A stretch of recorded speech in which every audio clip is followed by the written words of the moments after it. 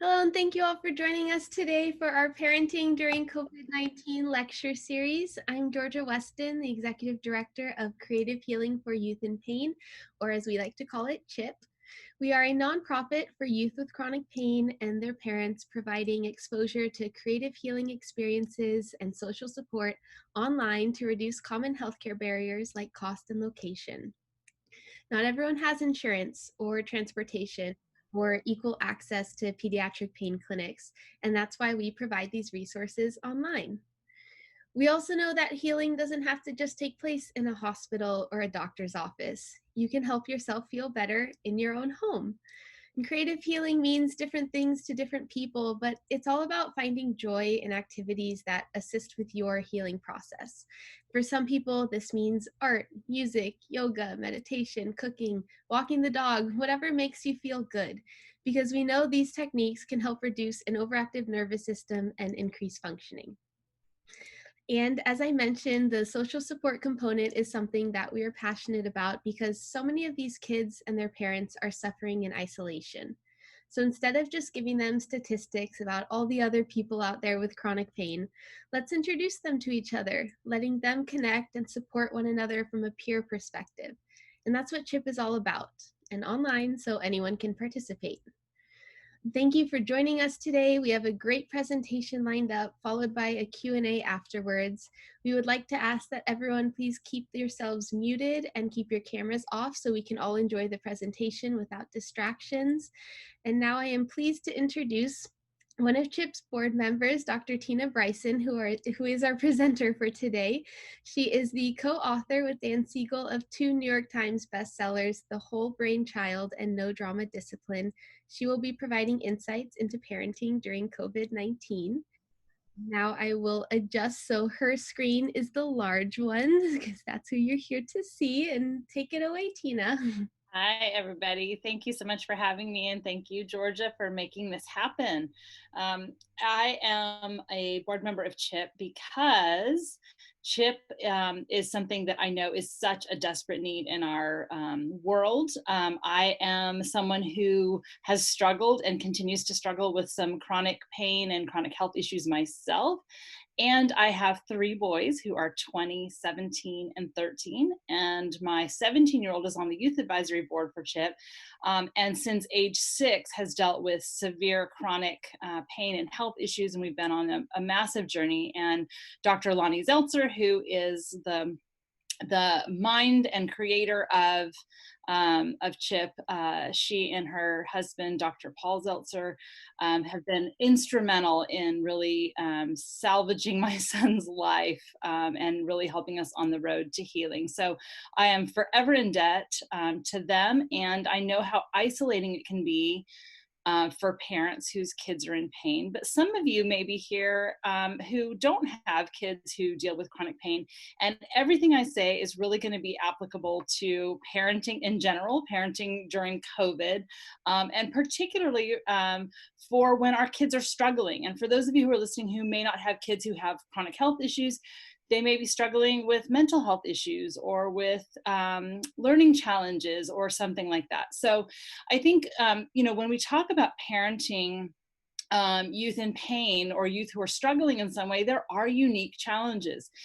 And right now, my task today is to really talk about this idea of what do we do now when the whole world is so unpredictable and we have these new challenges of, like Georgia said, of isolation and those kinds of things. I think one of the things that's really helpful for us to know, even though it's staggeringly difficult information to hear, is that when we see that other people are struggling also, there's something about it that's not like we're happy that other people are struggling, but when we hear that other people are struggling, it sort of normalizes it for us. And there's something that's really validating about hearing other people's authentic struggling stories. And so one of the things I just want to mention is, yes, we have unique challenges during this time, and particularly if you have a kid with chronic pain, being at home and isolated reminds us of really difficult periods when our child couldn't go to school, when our child really was isolated from what other typical kids were doing. And for us as parents, I don't know about y'all, but for me, there have been some triggers of feeling like you don't have control over something you're desperate to control. Like when your child is suffering and you don't know how to help your child. That's a really horrible feeling, and I think it's related to this idea of not feeling in control. And so that's a lot of what's happening right now. But I want to just talk about, in general, one of the things we know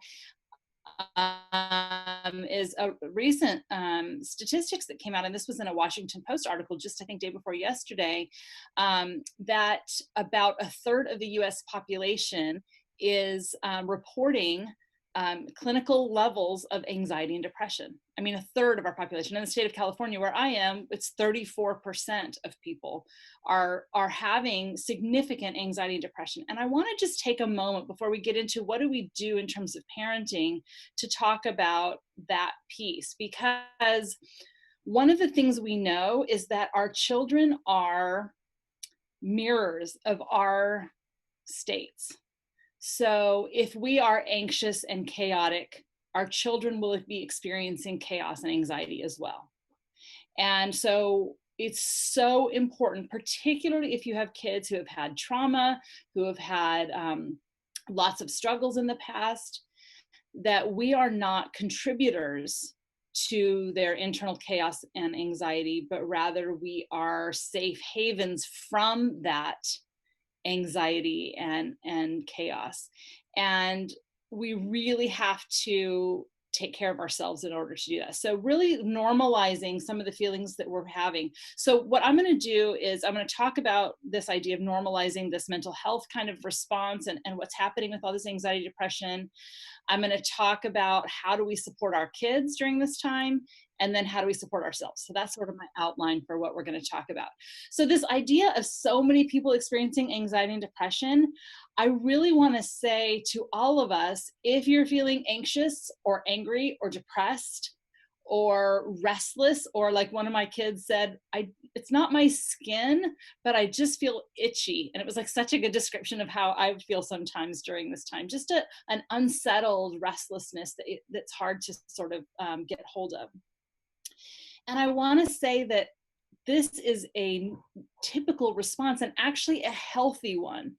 Our nervous systems are programmed to respond to threat in ways that allow us to better survive, okay? So when there are threats, and one of the things the brain hates is unpredictability. The brain loves predictability, and the brain loves knowing what's coming and anticipating what's next. And when all of that shifts and everyday decisions have to be thought through, which is actually a big reason why people are talking about COVID brain, like it's hard to focus on anything, has a lot to do with how much of our attention has to go to thinking through everyday moments in totally new ways. Like normally you wouldn't have to think twice about what it takes to go in and out of a grocery store and keep yourself safe. And now we're having to think through what we touch first and what we touch second. And so it's commanding a ton of our attentional resources. But when there's a threat, and right now there is a threat, there are threats of financial threats, there are physical threats, there are mental health threats, there are all these threats, and families really are struggling in tangible, significant ways. And then there's the unpredictability piece where we don't know how long this is going to be and what it's going to mean. So all of that leads to our nervous system having, and this is Stephen Porges's term of neuroception. Okay, so neuroception is really how your brain, the lower structures of your brain, are always perceiving whether something is safe or dangerous, threat, no threat. So our neuroception is activated all the time right now for threat. And just as an interesting side note, one of the ways our neuroception picks up safety versus threat is by looking at other faces. So we take a lot of our cues of safety from other people's body language and their faces. And when people are masked and we can't see that half of their face, it's harder for our neuroception to detect safety. So there are all these things that are contributing to our nervous system having a neuroception of threat activated all the time. And feeling anxious and unsettled is the right response to those feelings. So I really just want to normalize, if you're feeling anxious and depressed and unsettled, that is what your nervous system is supposed to do when there's a threat. So that's just the first piece, is we just acknowledge that when we feel triggered of feeling out of control, when we feel triggered about our child feeling like sort of trapped at home and not engaged in the world as we would like for them to be, what we can really do in those moments is a strategy that Dan and I talk about in the Whole Brain Child, which is called Name It to Tame It. And it's just based on some science where we acknowledge and say what it is to say, gosh, I'm feeling really triggered right now, or I'm feeling a sense of out of control. And that feels really, I feel really helpless. And that leads me to feeling really sad and checked out and depressed, or, you know, another thing. So just naming it so that you don't get stuck in it. And the science really says that when we accurately name our emotions and what we're feeling, it actually helps down regulate the reactivity in the brain. So that's just one of the things we want to think about. Now, what I really want to focus on in our time is based on my most recent book with Dan that came out in January of 2020 called The Power of Showing Up. And The Power of Showing Up is really talking about 50 years of cross-cultural research that tells us, cross-cultural and longitudinal research that tells us there's one thing that is a huge predictor for how well kids turn out, no matter what we measure them on. So based on tons and tons of measures of outcomes, there's one thing that is a huge predictor, and that is that they've had what's called secure attachment with at least one person.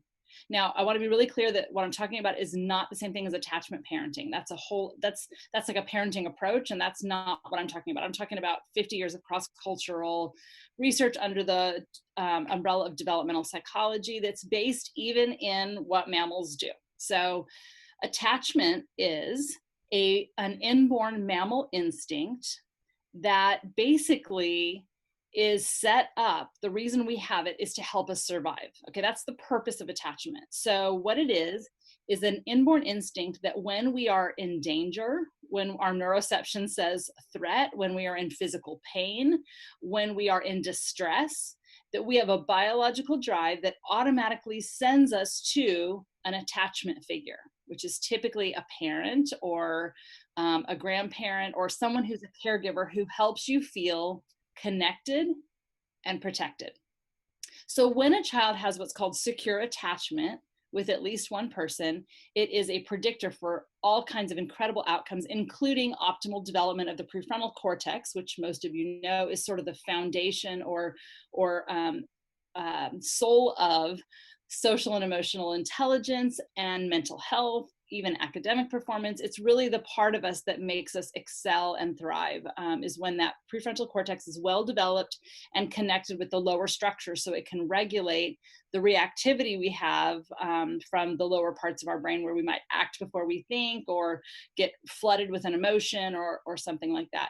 So this piece of providing secure attachment is really one of the most important things we can do as parents. Now, I don't have time in our short thing today to go into many different patterns. There are some insecure patterns of attachment. Just quickly, if you have a parent who doesn't really show up for you and you're left alone in your pain or left alone in your fear, and they basically like tell you, you know, you're fine, forget about it, or you're being you're being a baby about that. And we primarily, now all of us do that as parents from time to time, but I'm talking about the most common predictable way that we respond when our children are in need. Okay, that's really what this is about.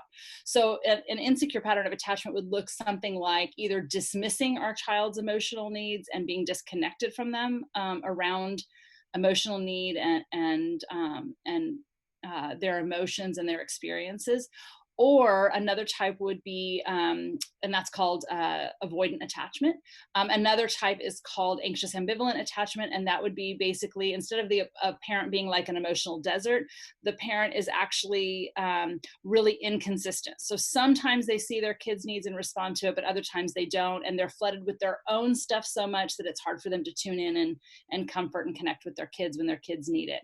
And then there's one other type, which is called disorganized attachment, which is where the parent, instead of being the person that the child goes to, or let me say it this way. So this biological drive says, go to your parent if you are in danger or in threat or having distress. But what happens if the parent is the source of the child's danger, threat, pain, distress? So that actually creates a biological conflicting drives are happening there. And so it actually creates disorganization in the brain.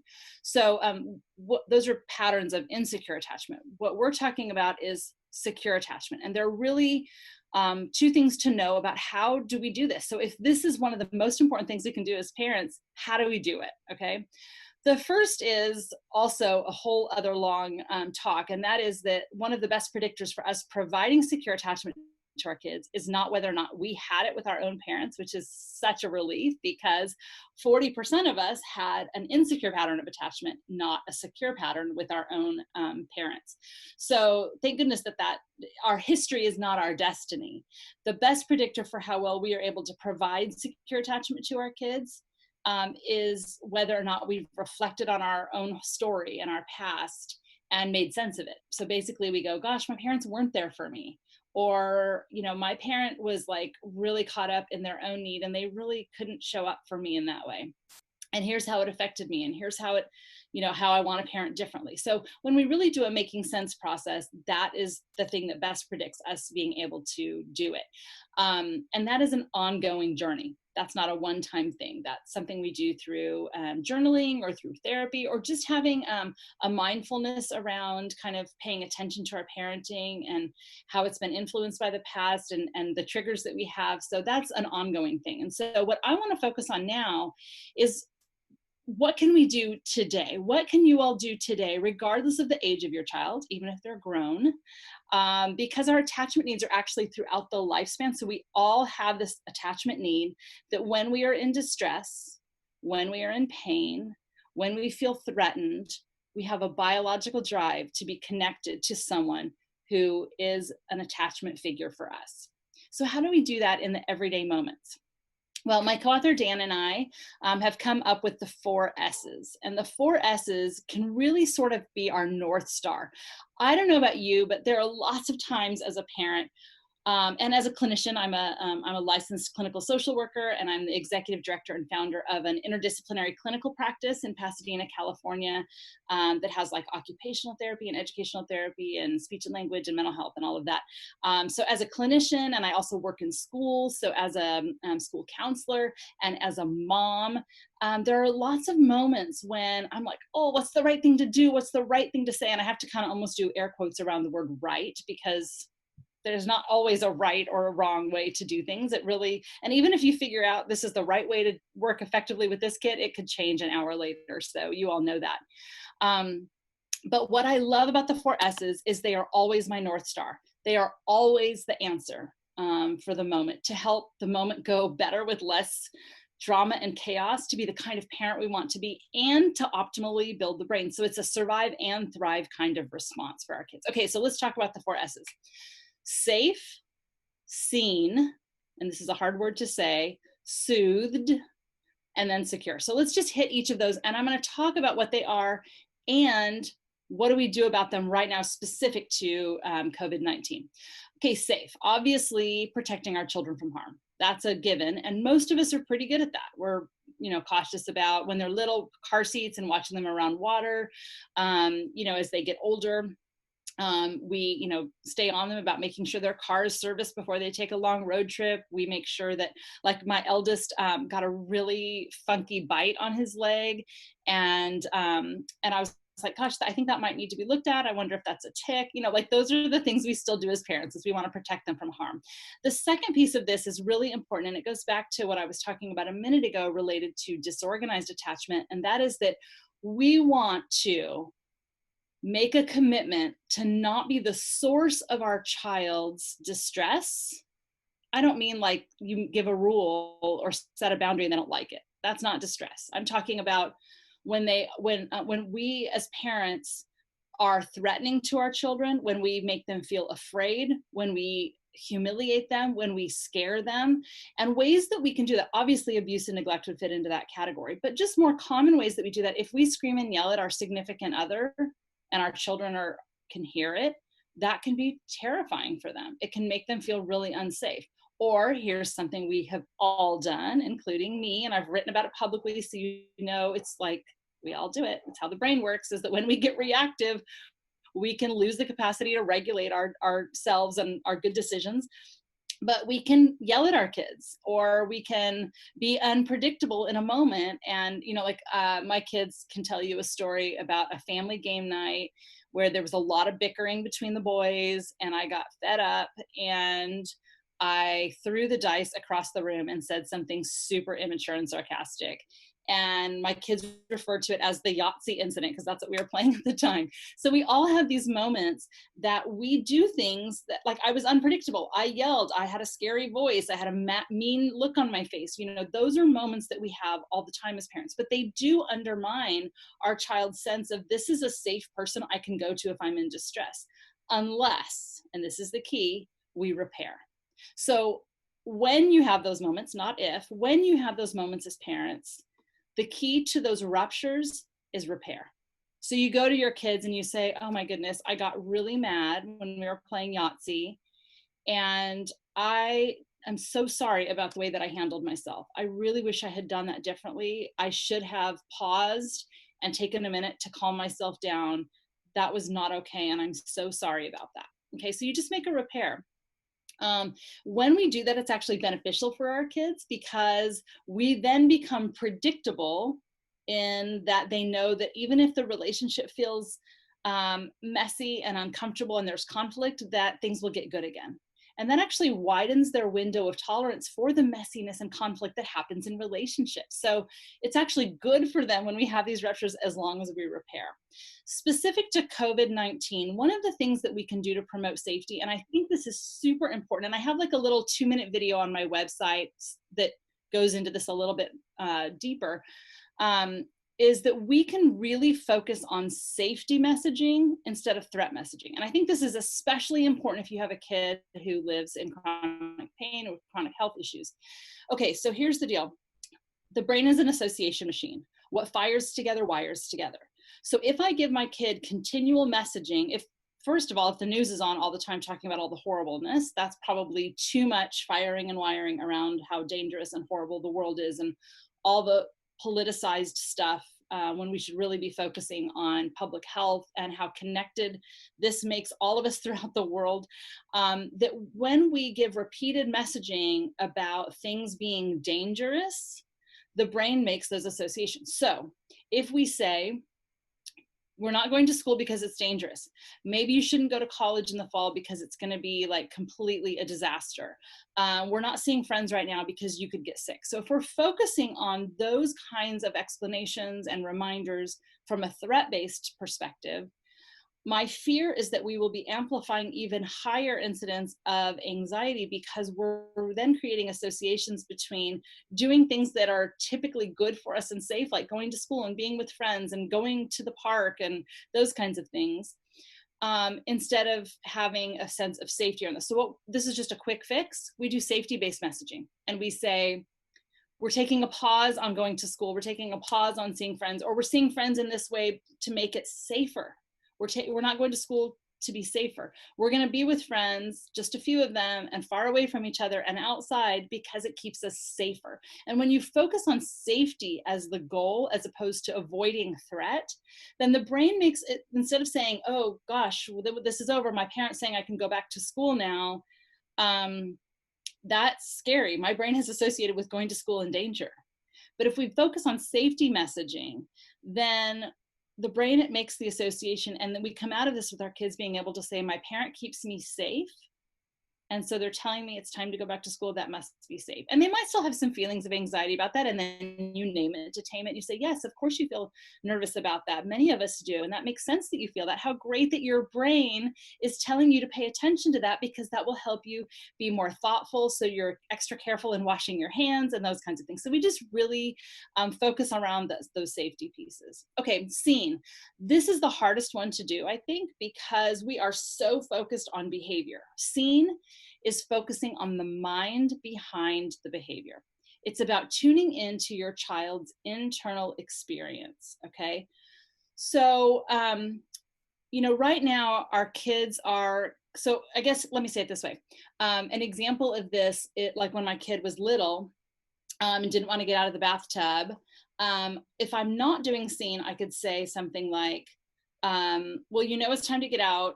If you don't get out now, we're not going to have time to read books. And I know that's going to make you really unhappy. So get out right now. So we could do that. Not a horrible response, but the child is like, but I'm really upset right now. And you're just telling me what I have to do. Okay. So what we want to do instead is, so I told my son it's time to get out. He doesn't want to get out. He's crying and yelling. And as I'm pulling him out of the tub, because this is not permissive, it doesn't mean we just let them do whatever we want. Actually, limits and rules and boundaries help kids feel safe because they're predictable. So as I'm pulling him out of the tub, I say to him, and this is seen, you're so mad that bath time is over. You were really having fun and you're so sad that you have to get out. You're just really mad at mom right now. Is that right? So scene is really about looking at the mind behind the behavior, what's happening. And one of the things that makes it so hard is that when our kids are having awful behavior that feels disrespectful, that feels reactive, it can activate a fear response in us where we're like, you can't act like that. Or, like if your kid is pouting and complaining about, or having, fussing right now about how horrible online school is, or how they don't get to see their friends and life's so boring, or whatever it is, and they complain to you, it can activate a fear response in us where we're worried our kids are spoiled, or they're not grateful, or they don't have perspective. And so we respond to that fear inside of us and we say, well, you're lucky you even can go to school online, or you're lucky you even have friends. Some kids aren't getting to see anyone. And we basically criticize them for sharing with us what they're thinking and feeling. And one of the things that's so important about this is that when we criticize them for sharing what they think and feel with us, we actually are, again, back to that firing and wiring thing. Our kids then go, gosh, when I shared what I thought and felt in that moment with my parent, that didn't feel very good. I don't think I'm going to do that again. What we want in those moments is for our children to feel like that felt good to share with my parent. That went well. That was worth it to me. So when your kid's complaining about not getting popcorn or something like that, instead of being like, you can't have everything you want all the time, like I said, no, get over it, right? You hear how easily that comes out of my mouth. To say, oh, you really had in mind you wanted popcorn, and when I said no, that felt really disappointing because you were sort of hoping for that. And it's hard to feel disappointed, isn't it? Doesn't mean you give them the popcorn, but you're tuning into their internal experience. So this is a really important thing. We want our kids to come out of their childhoods saying, my parents got me. They loved me for who I was, not who they wanted me to be. They understood who I was. When I was upset about something, they got it. They got, how I felt, and they connected with me on that. And if you think your kid's spoiled and need some perspective, then cultivate gratitude and do that at dinner times or whatever. Those are skills that need to be built. But in the moment when your child is falling apart and sharing stuff, don't focus on the behavior first. First, you want to focus on their experience and validating that. And by the way, that's what we need in all of our relationships. Okay. The third one is soothed. And soothed is really about comforting, providing help, calming down, nurturing. And again, when our children are at their worst, that's when they need us the absolute most. Okay. But it often looks like really awful behavior. And so it's hard in those moments to even like them, much less nurture them. But what we really want to do in the moment, even if there's a discipline issue at hand, we want to pause and calm our child down first. And this is a whole other talk around discipline, but the point and purpose of discipline is to help kids become self-disciplined, and they need lots of teaching and skill building in order to do that. So discipline is really foundationally about teaching. And we know that the brain can't learn very well when it's in a reactive state. So in the name of discipline, and by that I mean teaching, one of the first things we ought to do is help them feel safe and seen and soothed to get them to calm down. And then we address the behavior. That's when they're more receptive to learning. So soothing, for, when my little guy was upset about getting out of the bath, and I pulled him out and I said, you're really mad about the bath being over. Here's what soothed looked like. I wrapped the towel around him, because sometimes it can be about meeting physical needs. Like, do you want me to get you, seem really angry or really sad? Can I get you a drink of water or a snack? Would that be helpful? So sometimes it's about meeting physical needs. But I wrapped the towel around him and I said, if you need to cry and be upset for a little while about your big feelings about the bath being over, that's okay. And I'm right here with you. And I want you to hear this. This is so important. When you get, as a parent, that when your child is upset or falling apart or disappointed or angry, you don't have to do anything except be present and show up in that moment. You don't have to fix it. You don't have to change your mind. You don't have to start problem solving. You can just let them feel, and you walk with them through the feelings. So, you know, when my kid is really disappointed about something, and I know there's so many disappointments right now around graduation and rites of passage that we are not getting as parents and as kids, and of your, you know, kinds of things kids look forward to, you know, there are a lot of parents who are lashing out at schools and all these things, and it's really not about what the schools are doing. It's really about feeling grief and about really what's happening. And what we can do in that moment is to say to our kid, you're feeling so disappointed.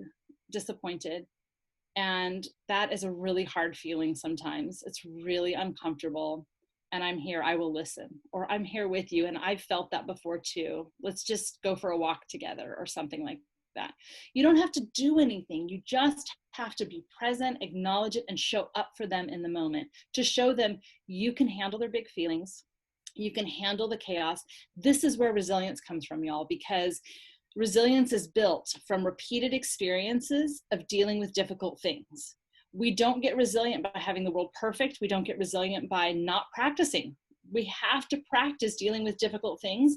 And the key to something promoting resilience versus promoting trauma or a really negative experience that impacts us in bad ways is the level of support we get. It's about our relationships. It's about this secure attachment piece. So when your child is going through something really difficult, including horrible pain in a chronic way that makes their life miserable, and makes things hard for you as parents, if in that moment we go, okay, I can't do anything to change this.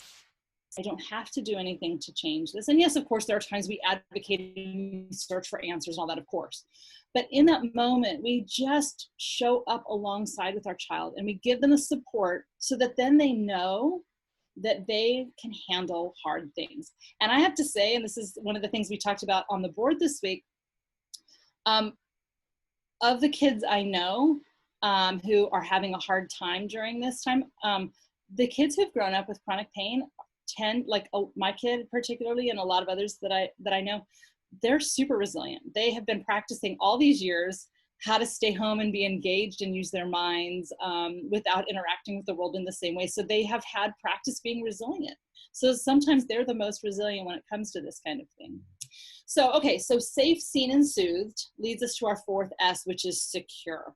And secure is not about self-esteem, although that is an outcome of secure attachment, but secure is actually this, that when you've had not perfect, but repeatable enough experiences of feeling safe, seen, and soothed, then your brain develops a model or an expectation for security. So this is what happens. When you've had those enough repeated experiences of safe, seen, and soothed, your brain actually wires to know that if you have a need, someone will show up for you. It builds the prefrontal cortex and it creates this expectation that people show up for us. So one of the things that happens is that our kids then develop relationships with people who show up for them. They expect their friends and future romantic partners or current romantic partners to help them feel safe, seen, and soothed. So they have healthier relationships. But something even more happens. And that is that their brain then, based on these repeated, not perfect experiences from us providing experiences where they feel safe, seen, and soothed, they learn how to show up for themselves. So they learn how to keep themselves safe. They learn how to see and understand their own internal world. They learn how to soothe themselves. And sometimes that means connecting with other people. That's one of our most effective ways of what we call self-soothing, is actually often about connecting with other people. So then they become the most resilient human beings they can become. And then I want to end on this, and then I'll take some questions. We can talk about this, is that this may be a simple idea. Okay, no matter what happens, help your kid feel safe, seen, and soothed. You can address behavioral issues, but you're going to do that after you help them feel safe, seen, and soothed.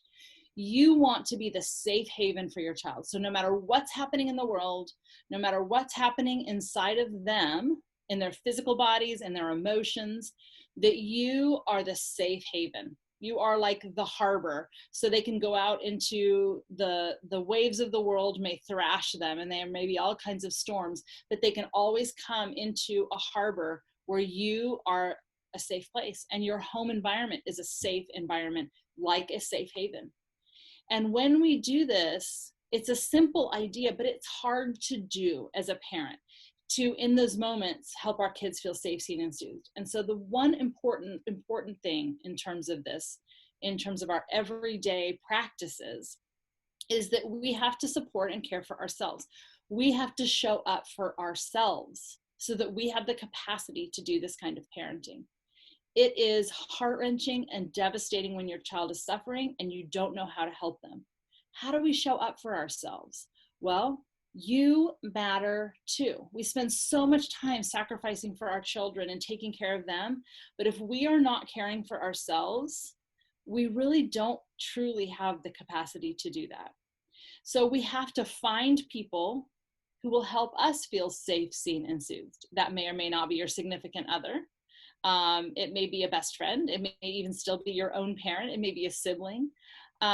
Hopefully it is your significant other. But you can show up for yourself too. And I think right now, because the world is so different, we can be on this little baby exploratory kind of curious journey where we might want to rediscover what delights us. So I'll give a quick example. My life pre-COVID was so intense and insane that whenever I would go walk the dog, and I've tried to do it every day, even if it was just 15 minutes to like get outside and have some trees and just some fresh air, I would never listen to an audiobook or a podcast or anything, because my world was so overstimulating that what delighted me was having no additional stimuli, to just listen to the world. Right now, my life is a little quieter, and I've been listening to audiobooks as I walk, and it is so much fun. I'm loving it. It's delighting me. Like, I want to go out so I can keep listening. And so this is a way where we can start asking ourselves, like, what helps me feel safe? What do I need right now? And for me, I'm someone who needs a lot of information to feel safe, but too much information, I found, makes me feel unsafe. So I'm having to kind of recalibrate. What is it that helps you feel safe? What is it that helps you feel seen? Who helps you feel seen? What soothes you? You know, maybe cooking every night or cooking 16,000 meals a week for your family is not soothing to you. Can you delegate some of that? You know, really kind of walk through those safe, seen, soothed questions. What is it that helps you do that? And who helps you do that? And then we can also really, even if you can't take time, if you really truly feel like, if you're caring for kids, particularly if they're ill or dealing with chronic pain, and you're trying to work full time, we are asking a completely impossible task of you. And you may not feel like you have time to go out and listen to a book as you walk the neighborhood. And here's what I found in my really, really busy life at times, is that if you don't have time for that kind of chunk of self-care, two things can be really helpful. One is to savor small moments. So when you, like, I love iced tea, or I'm a big ice person. I love really cold drinks. When I take that first drink of a really icy drink, I really just try to be present in that moment and to really just savor that moment. That's a moment where I'm like, oh, I really enjoy that. And I just can cultivate gratitude in that moment, and really just having a moment of stopping the world and really being present in that moment.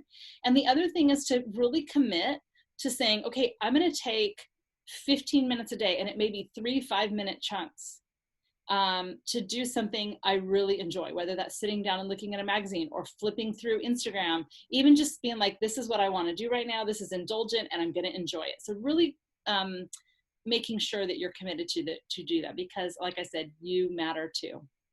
All right, so let's take some questions. You can just go ahead and type them into the chat over there, and I will read them and respond.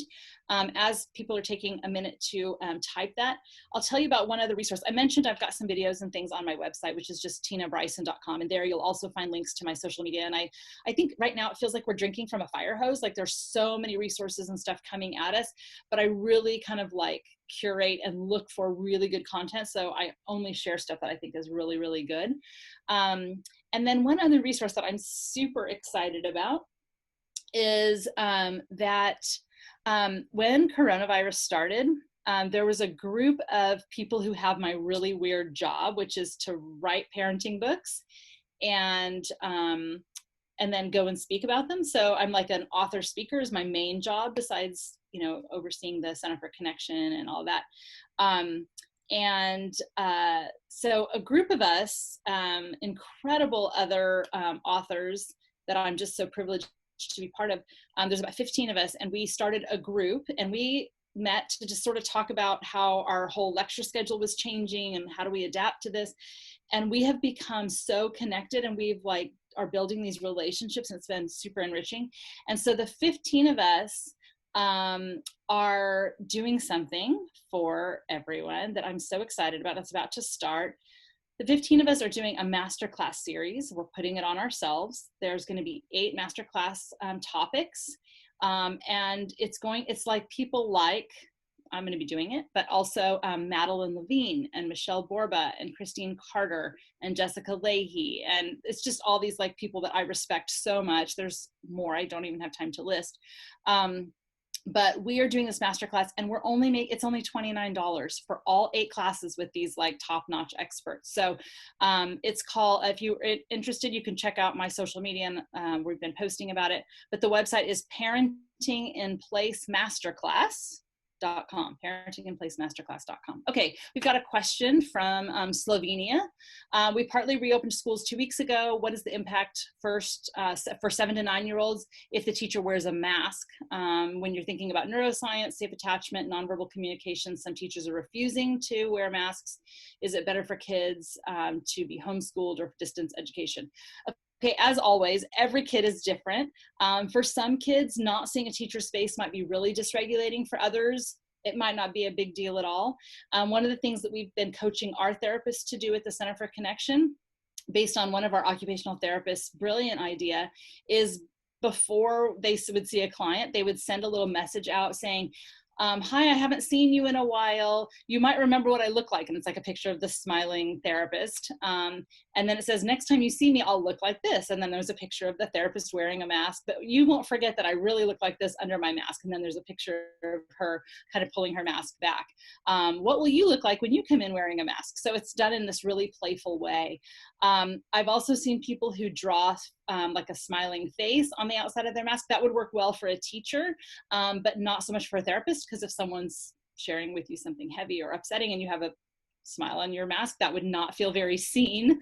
But for some kids, so yes, neuroception is very much pulled not just from the eyes, but the mouth is a huge piece of our neuroception of safety. One of the things that our therapists are going to be doing, I got this idea from watching the news. I saw that some hospital workers, doctors and nurses who were completely covered up were wearing a photo pinned onto their scrubs of their smiling face and what it typically looks like. So I think it's better if we can have a picture of what the person looks like smiling when the masks are covered up. But we can also pick up a lot of neuroception from tone of voice, from eye contact, from posture, from gestures, from the timing and intensity of our responses, which are all nonverbal modes of communication that we talk about in The Power of Showing Up. So I think just in general, every family has to decide what's best for them regarding being at home or being at school. So I think those are just some things to be thinking about. From Jojo, my 16-year-old son is telling me he feels depressed due to the isolation, and I tell him that I understand. Is there anything else I can do to help soothe? Yes. So one of the things that, a couple of things that we know are really powerful for battling depression are in fact just as good as medication, and according to a lot of science, is exercise. So I'll say a couple more. Playfulness and play. Actually, play and fear and depression are not really compatible states. So the more we are laughing and playing and finding moments of connected joy, that's another huge piece. And when you put those together, if as a family you can be doing game nights, silliness, going out and riding bikes, walking together, having competitions about beating your own time for how fast you can run a mile, whatever that is, those are some things. But I think, 16-year-olds, lots of teenagers, have significantly been battling depression even before this happened. And I think the numbers are higher. Being there for them, saying we understand, that we will listen, that we will help, is key. And then really seeing if you can help your child get engaged in something that lights them up, get them moving their bodies, and then being silly and having some fun together.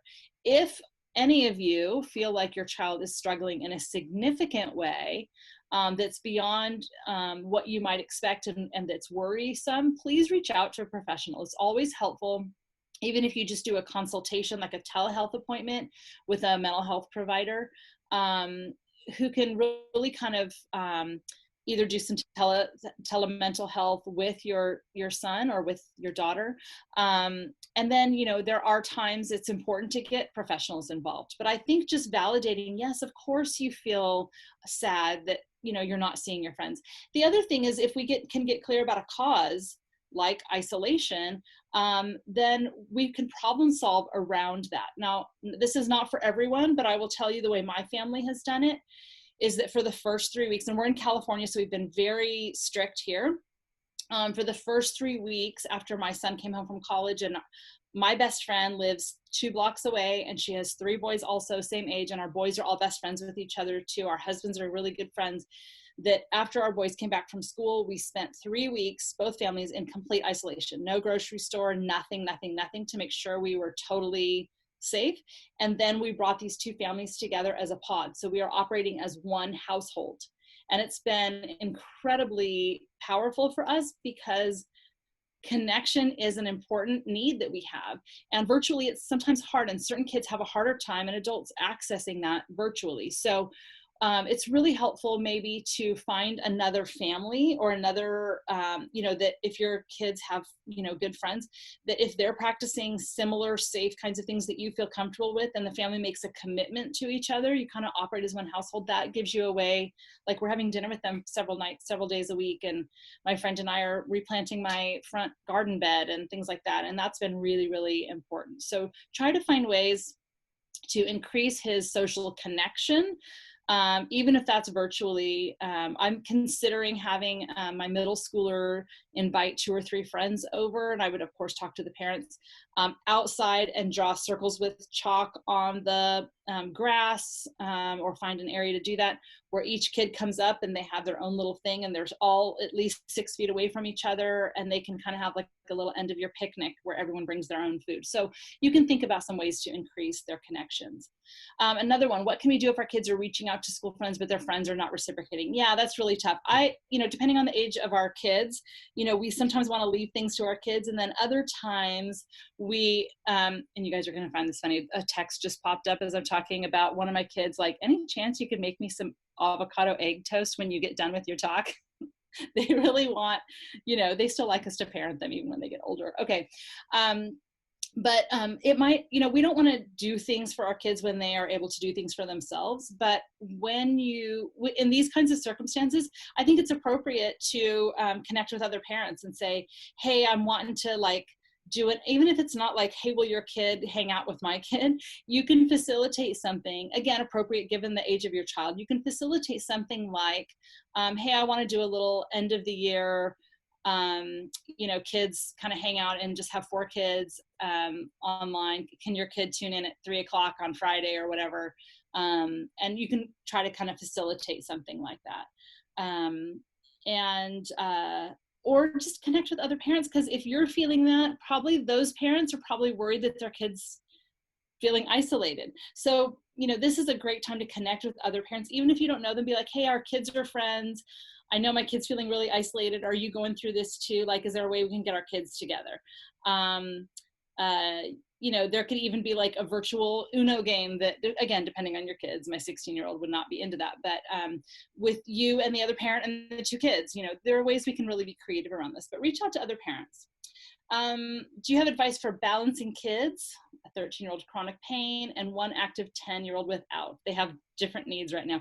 Yes, our kids always have different needs. And obviously that's a pretty stark contrast, but sometimes you have, like, my kids are all 3 years apart. So my 3-year-old and my 6-year-old and my 9-year-old, like the 9-year-old and the 3-year-old didn't like the same kind of movies, right? Like, it's always a challenge when you have more than one kid who have different needs.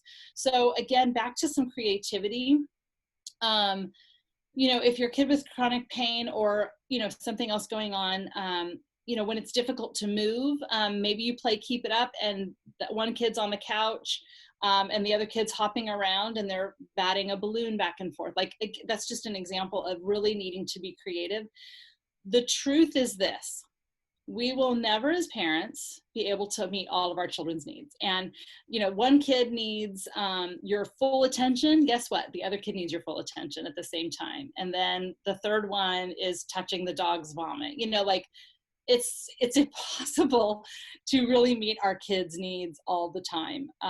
And so that's just something to know and to just really give yourself a pass on, like, you can't. Okay. So that's just a good thing to, like, take off some of the pressure. But then I would say that we often as parents, I think myself included, take on too much of the burden ourselves to be the problem solvers. I bet that our kids typically can come up with some pretty good solutions. And I would just lay things on the table. So to use this as an example, like, okay, you don't want to hop up, you don't want to get up and hop around right now. You really want to move your body right now. So do you guys have any ideas? Like, what could we do together that could be fun? And kids can come up with, they're like, okay, we're going to turn this into a pirate ship and you're going to be the captain, but I'm going to be the diver and I have to go, find food for us. So I'm going to go get the fish. And, obviously the 13-year-old may not be into the pirate ship pretend play, and neither will your 10-year-old. I'm just giving this as an example in general, but really asking them to come up with some ideas and solutions. And it may be that one kid is listening to an audiobook while the other one is outside running with you or something like that. So just really acknowledging you can't meet both their needs. Talking to both of them, maybe each kid gets some special time with just you, 20 minutes of your full focused attention doing what they want to do, and then 20 minutes with the other one, especially when our kids are of older ages, like 10 and 13. They don't have to be supervised every second. So it's okay if you're in a different room of the house or something like that. So just really try to meet needs, including yourself as well. But it may require some creativity, but have them be part of that creativity as well. Okay, how to prepare kids for kindergarten and elementary schools who will first time enter in September. How to arrange the introductory period because there's great possibility for another lockdown. I have a separation sensible son. I love that phrase. Is it better for him to go to first grade next year, not to be exposed to some lockdowns? Hopefully we'll receive a vaccine in 1 year. This is a really tough, really tough call. And the same questions that are coming up around kindergarten and starting elementary school are also being mirrored in the communities I'm in about starting middle school and starting high school, and especially starting college. Like, should we take a gap year? Those kinds of things. Only you can try to make the best decision for your family, knowing your kid. But I will say that kids typically are way more resilient than we think they are. And I think one of the big mistakes we make in this generation of parenting is that we bubble wrap our children too much, and we over protect them and overcompensate for them. And really what that communicates to them is, I don't think you can handle this, right? So one of the things that we really want to do is keep our kids' temperament in mind. If you have a kid that separation's a little bit harder and having to come and go from school, that's something to consider. If you have a kid who's like a gas pedal green light kid that's like, whatever's happening, I want to be in the middle of it, right? I have a kid like that. And then I also have a kid that's like, I'm going to watch for a while, and then I might take 2 steps, and then I'll consider it again, and then maybe I'll join you. But if I do, I'm still going to be on the outside. Like, just knowing our kids, that's part of seeing, like knowing them so they feel known and felt. But what I would say is, anytime we're talking about a transition with starting something new or coming and going. There's so much we don't know. One of the things that Dan and I talk about in Whole Brain Child is called Name It to Tame It. And it's really about helping our kids make sense of the facts, the feelings, and what they can do about it, so that they feel empowered to have some agency in their environment. So they're not just victim to their internal feelings or to the external circumstances. Like teaching them, you have a powerful mind that will allow you to have some say in how things unfold. One of the things I recommend is making a little book, and you can actually do it with your kids.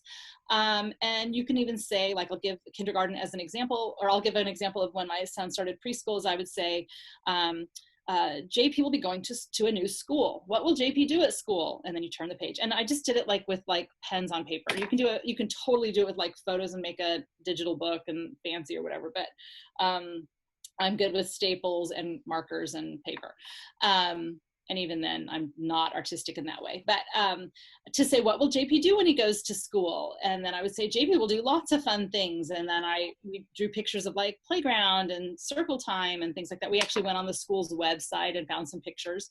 And then you talk about the facts, like what will JP do during the day, right? So you say, and so in this case, you would say, when you go to school, your teacher will have a mask on, but no, what does she have under her mask? Like, I'm just making this up as we go. She has a mouth, and she has teeth, and she has a tongue. And do you think she has bad breath? Maybe you don't have to smell her bad breath. Like, I don't know. You just make it up. You make your kid do it with you, and it can be fun and silly. Anytime we can add laughter and silliness in there, even better to build resilience. And then you get to the feelings part. So in my example, sometimes JP might miss mom and dad when he's at school. It's okay to be sad when you miss your mom and dad. Okay, so then we just acknowledge how he would feel. And then we get to the part that is about resilience, about problem solving, about not being a victim to your environment. And this is the sort of thing where we say, if JP misses mom and dad, he can. And what we did was we did a temporary Dodgers tattoo for him for the first few weeks of school. And what's great about this now is now there's Etsy, and you can ask your kid, like, what is a really brave animal? A really strong and brave animal. And they might say like eagle or hippo, or whoever what they say. You can buy on Etsy temporary tattoos of eagles and hippos and custom that your kid draws, whatever. So you could do a temporary tattoo and say, when JP misses mom and dad, he can look at his Dodgers tattoo and remember that mom and dad will be there soon, and that his teacher will always help him, and his friends will help him too. Something like that. So just a simple book. So you can actually make a book for your kid about going to school, about how sometimes during school, we might have a pause on school. We might come home for a week or two, and then we'll get to go back to school to see our friends again. So you just sort of walk through the story like that. You have to think about your own kid and think about your own family life. But those are some strategies for going back if you want to. Okay, we have 3 minutes left, so I've got one more question here. How do you handle a situation where your child's friends are not practicing social distancing and hanging out with each other? Oh, that's so hard. They invite my child, but they don't wear masks or stay 6 feet apart, so I don't feel comfortable allowing him to go. Understandable. He gets very upset and feels like his friends are excluding him, and he may be creating a bond, like where he's left out and that he's excluded, and he's losing that social traction. Oh my goodness, this is such a question that's applicable at any time as a parent. Like moments where, my son's one of the youngest on a little league team, and all the older kids decide they're all going to go see some movie that I don't think is appropriate. I go on commonsensemedia.org and I read, and I'm like, hell no, you're not going to see that movie. And so my son, I say, I'm sorry, I'm not comfortable with you seeing that movie. And I'm so sorry that feels so disappointing to you. I know you feel left out. That's really hard. And so we say yes to the feelings, even if it's no to a behavior. And then of course, he's mad at me. And then what's interesting is I had parents later email me and say, gosh, I wanted to say no, but I didn't have the courage. I didn't want my kid to be the only one. So that's like positive parent peer pressure. So, there are lots of different ways we can handle this. One is that you host something and you do something creative. Like my friend and I tried to help put together a little surprise birthday thing for some kids outside. We literally put blankets. We put the birthday kid in the center on a blanket, and then 6 feet away, every bit around like a spokes wheel, there was like 8 kids. They had to stay on their blankets. On the blankets were sanitizer, snacks, drinks, so everyone had to stay on their island. So you could facilitate something like that. I also think even just connecting with a couple of parents and just saying, hey, here's how we're doing things. Like, how are you handling things? You almost play the boob and play dumb a little bit. How are you handling things? Like, obviously, it's really important that they're away. And, more and more information is coming out that being outside is safer even than we thought, and that it's harder to catch it outside, but we still need some distance there. It's okay that your child feels disappointed and feels left out, and you just keep doing the same thing. You say, I know it feels hard to feel left out. Let's see if we can find a way to do this in a way that I feel comfortable with and that's safe. Or some other friends that we can spend time with. It's so hard as a parent when we set boundaries and our children feel mad at us about them, but we really have to trust our inner compass as a parent and do what helps us feel safe for our children, and stay open to adapting as information changes too. There may be ways that you make, like this birthday party, socially distanced. And by the way, these were adults, these were 20-year-olds, and parents still supervised to make sure they really did, so it wasn't a slippery slope kind of thing, that they really did stay apart. So be flexible to make exceptions if it makes sense to you and your family, but don't feel like you're harming your child if you're setting a boundary that you feel comfortable with, that helps you be safe, that helps your child be safe. And it will be good practice for all the other moments over time that you as a family do things differently than other families and your kid resents you for it. And lots of times when kids say, well, everyone else is blah, blah, blah. Like my kids always say, like, I go to bed later than, I have to go to bed like hours earlier than all my friends. Well, yes, to some degree that's true. I'm militant about sleep in my family because I know how important it is for emotional regulation and mental health. In fact, I think our mental health crisis is highly tied to sleep deprivation in a pervasive way in our society. But when I really started gathering facts from other parents, that wasn't true really either totally at all. Now you're seeing kids being together and not socially distancing. So you have to keep your kids safe and follow your own instincts around what that is. Be willing to be flexible, be willing to tolerate and sit in your child's anger, and just empathize with the anger so you can say no to the behavior while still saying yes to your child's experience. I hope that's helpful. Georgia, I'm handing it over to you. Yes, hi, I'm here. Thank you so much, Dr. Bryson, for that informative presentation. I know we're all experiencing new issues, so it's so nice to have this opportunity to learn about these ways to support our children. And thank you all for joining us today and being open to this experience. Our next presentation tomorrow, May 29th, will be led by Dr. Rachel Coakley. She's a pediatric pain psychologist at Boston Children's Hospital and assistant professor at Harvard Medical School. She will be talking about emotional and goal-setting support for teens with pain during COVID-19. Please feel free to contact me with any questions, follow us on social media, and check out our website. We wish you and your families health and wellness during these challenging times. And thank you again, Dr. Bryson. You've given us a lot to think about, and we appreciate it. All the best to all of you. Take care. Thanks. Bye, everybody.